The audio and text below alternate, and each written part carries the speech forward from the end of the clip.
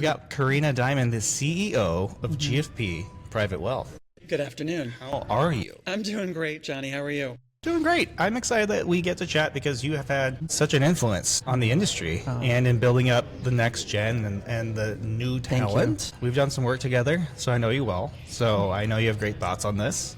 And I'm going to start with that. Kind of an open-ended, broad question. What is the play for advisory firms to develop the next gen, specifically within their firms? Right. That's, what is it, the $25,000 question? It's how do you find... More than that. With inflation, it's $1 million question right now. Talent can be found in a lot of different places, but I think the real answer comes down to the culture of the firm. And so, like when you have senior advisors, are they actually open to changing? Are they open to transitioning? Maybe changing some of the way that they work, maybe using technology more, CRM, things that maybe are very intuitive to a younger generation, but maybe were not used in the past. I think the other magic of it really is, I call it matchmaking. So finding the right personality fit. So if you have a advisor that maybe wants to phase out over a couple of years, how do you find a younger person, of course, having the talent, but then also having the personality? Okay. So tell me more about having that personality. How do you source that? How do you find it? How do you build? It's a little bit of science. It's a little bit of art. What we've been doing is trying to figure out, with maybe the more senior advisor, what's the nature of his or her practice? Is it more tax-based? Is it more financial planning in general, or maybe estate-based? And then maybe finding a younger professional that has that experience and or that interest. And then, of course, is the practice more about the clients themselves? Is it more the older generation? Has it penetrated to their children and grandchildren? So, again, those are the kind of things that I'd be looking at.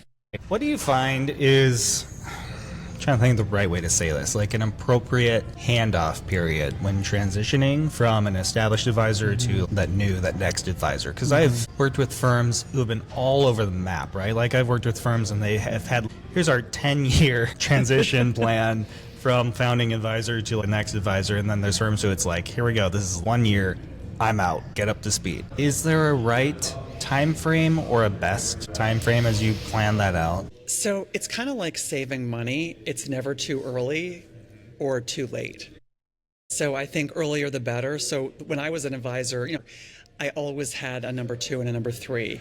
Sort of waiting in the wings, but also getting to know those clients and doing something so that if something ever happened to me, it wouldn't be just, a total shock and a disaster and we would lose the clients.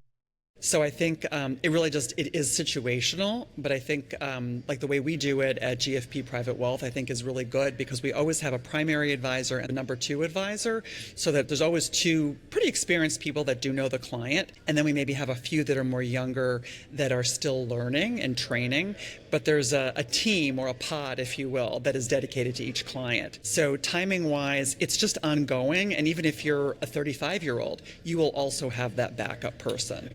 Okay, that makes a ton of sense to think of it that way, and instead of where a lot of advisors probably are, where it's like, now I'm feeling like I'm ready to retire, so I'm going to start thinking about it, which is obviously never the right answer. It's tough. I mean, I can think back on a firm I was with a couple firms ago, and I was brought in to be the successor to a more senior guy. And there was a big swath of clients he would never let me meet. And it was like, dude, how am I going to take over these clients? Successful. And he would say, oh, they're difficult, or only I can deal with them. And I think, well, maybe I'm not as experienced as you are, but, I have some skills. Maybe I could, try and learn. And then when we did end up buying out this individual, it was a bit of a hustle to then get to clients that I kind of knew behind the scenes, but had never been permitted to meet. So there's always sensitive clients and you got to be careful. But in general, you can bring somebody in a safe way, like maybe they take notes or maybe they just say hello at a couple meetings. But there are ways to ease into it. Absolutely. Yeah. Okay, so last question for you, and then I'll let you get back to the Edge conference. You've been Chief Growth Officer, and so you know growth very well. Where are you seeing opportunities for RIA growth right now? Are there any kind of new channels, strategies that are really playing well right now, or is it kind of invest in the tried and true? It's a very broad question and a very good question. There's a lot of people that think that there's a finite number of clients and RIAs are just kind of swapping them back and forth, and same with staff. But I think that there are a lot of opportunities with younger wealth and with all the inheritances that are going on, and also with female clients who are also, inheriting more of the wealth, earning more of the wealth. And I think that there will be a lot of additional opportunities, again, with younger clients and with women clients. And I think every firm has to ask themselves, are we really prepared to serve this market?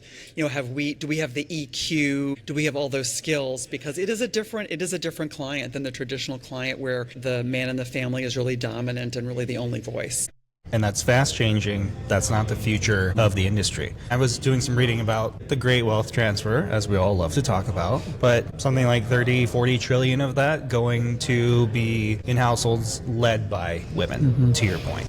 Right? I mean, women are already controlling the majority of wealth and making the majority of household decisions. So I think every client has to take a hard look at their own personal skills, EQ skills. There's lots of different ways what you can call it. And I think it's also a work in progress. I personally feel like I work on it. I think I'm okay, but I'm always trying to develop that myself. And I am bringing in programs really monthly to challenge my own team. And we're all getting better together. Awesome. Well, Carina, thanks for taking out a few minutes to chat with me. Always good to see you. My pleasure, Johnny. Take care.